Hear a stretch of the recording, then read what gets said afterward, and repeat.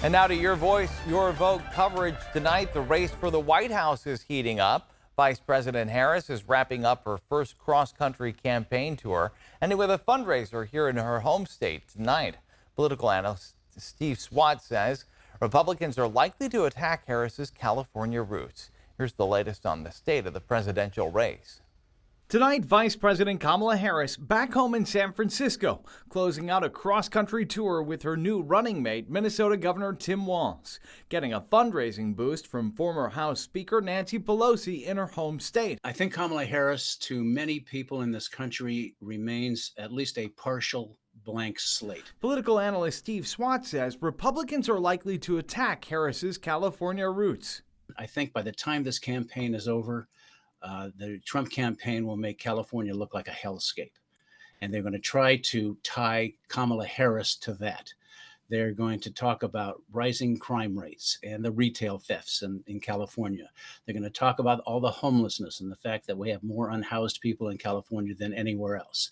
They're going to talk about the regulations that are driving businesses out of California. And of course, they're going to talk about immigration and undocumented immigrants more in California than anywhere else. President Biden today revealing new details about his historic decision not to run for a second term. It's a great honor being president.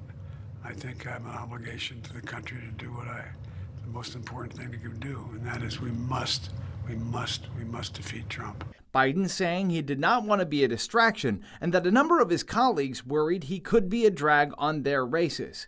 Also tonight, Harris starting to lay out her agenda, echoing Trump's calls to make tips tax-free at a rally in Las Vegas, but also saying she would push to raise the minimum wage. It is my promise to everyone here, when I am president, we will continue our fight for working families of America. Trump accusing Harris of stealing his idea, which would require approval from Congress. Meanwhile, his running mate, Ohio Senator J.D. Vance, defending their promise to conduct mass deportations of millions of undocumented immigrants if elected. So you go knock on doors and ask people for their papers. Again, but what do you do? let me finish. I think this is the wrong attitude towards it, right? There's 20 million people here illegally. You start with what's achievable, you do that, and then you go on to what's achievable from there.